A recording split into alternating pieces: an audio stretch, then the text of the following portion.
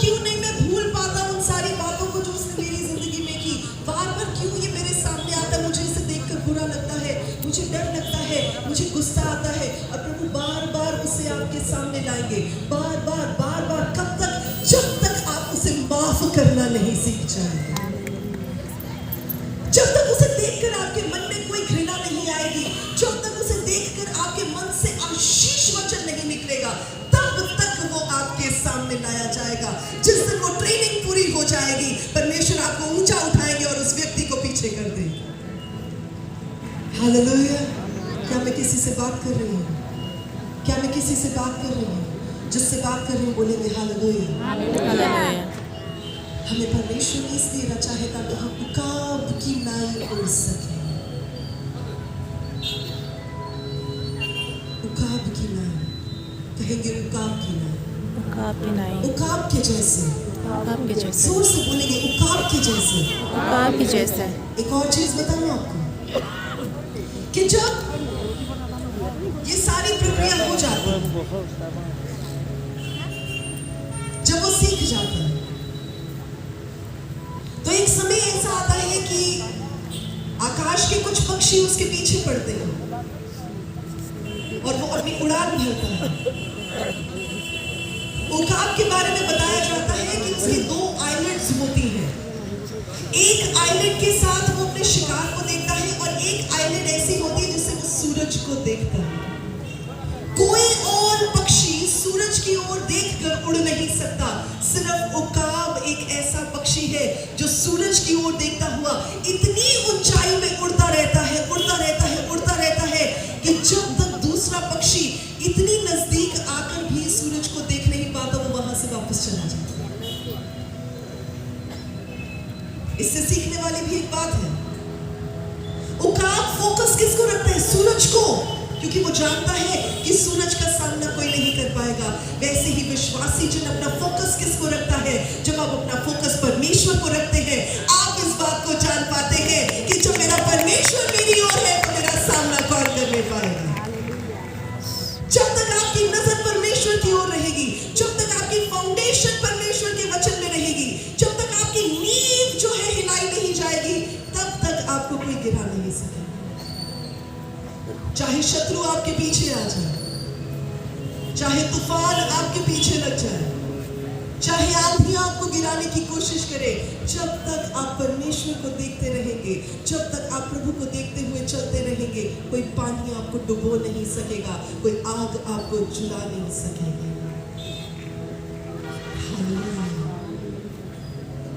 उसकी विंग्स में इतनी स्ट्रेंथ होती है, वो उड़ता जाता है और कोई उसे पकड़ नहीं पाता, कोई उसे रोक नहीं पाता। एक काम और बड़ा इंपॉर्टेंट होता है विंग्स के साथ। जब आंधी तूफान आने का समय होता है, उस समय सारे पक्षी सारे अपने अपने घोंसलों में चले जाते हैं। सिर्फ उकाब ईगल होता है जो खुश होता है। बोलेंगे खुश होता है, जोर से बोलेंगे, जोर से बोलेंगे। देखिए, सिर्फ एक पक्षी है जो तूफान के आने को देखकर खुश होता है। क्यों? क्योंकि उसे पता है कि मेरी विंग्स में इतनी स्ट्रेंथ है। वो जानता है कि जब मैं पंख खोलूंगा तो जो स्ट्रॉन्ग, जो आंधी, जो तूफान आएगा वो मुझे गिराएगा नहीं, मैं सिर्फ उसमें फ्लोट करता हुआ चलता जाऊंगा। वैसे ही एक विश्वासी जन जो परमेश्वर के पवित्र आत्मा से भरा हुआ होता है, जो परमेश्वर के वचन की रोटी रोज खाता है, जो रोज वचन के ऊपर मनन करता है, जो रोज परमेश्वर को गीत गा गा कर खुश करता है, जो इस बात को दिखाता है कि प्रभु मैं आपका और आप मेरे हैं, जो इस बात पर चलता है कि परमेश्वर आपका वचन मेरे लिए सब मायने रखता है, वो एक विश्वासी जन कैसा होता है? जब संघर्ष आते हैं, जब तूफान आते हैं, जब विपत्तियां आती हैं, जब मुसीबतें आती है, वो घबराता नहीं है, वो काल को देखकर खुश होता है और वो कहता है कि अब मैं अपने पंखों को फैलाऊंगा और मैं परमेश्वर के पवित्र आत्मा से उड़ता जाऊंगा और मुझे कोई तूफान भी हिला नहीं सकता है। क्यों? क्योंकि उसकी विंग्स में, उसके पंखों में इतनी जान होती है। और जब स्टॉर्म आता है, जब आंधी आती है, तूफान आता है, तो जैसे ही वो अपने पंखों को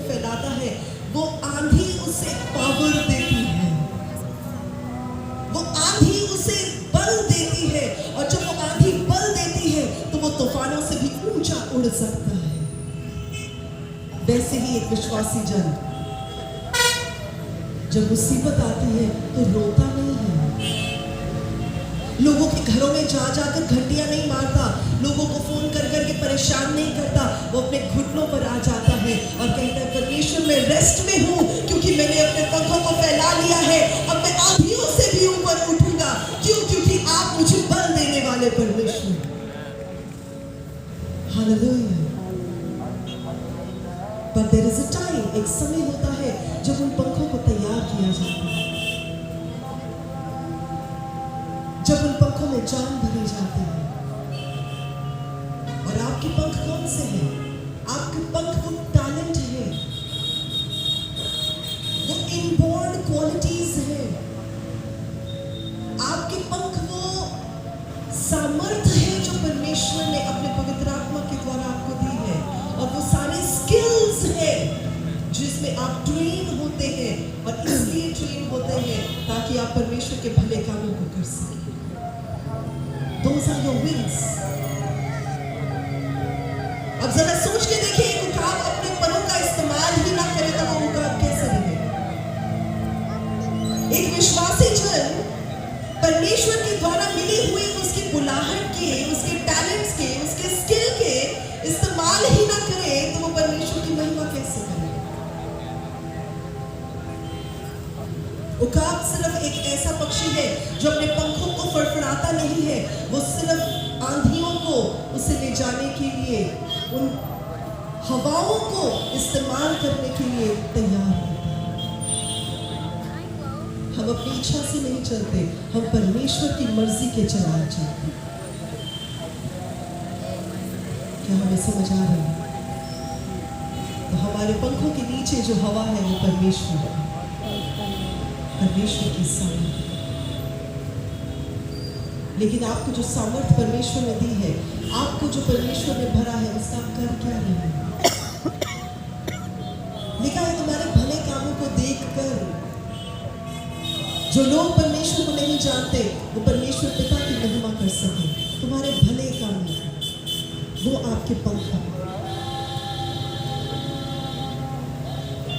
आज मैं आपसे ये प्रश्न पूछना चाहूंगी, क्या आप अपने पंख इस्तेमाल कर रहे हैं?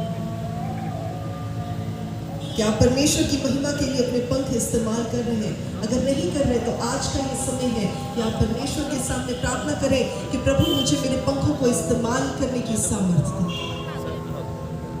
अगर आपके लिए परमेश्वर ने प्रार्थना की कॉलिंग रखी है कि जब आप प्रार्थना करते हैं तो लोगों की जिंदगियां बदलती हैं, वो आपकी बुलाहट है, वो आपके पंख है जिन्हें इस्तेमाल करने की जरूरत है। अगर आपके पास परमेश्वर ने बहुत पैसा दिया है, वो आपके पंख है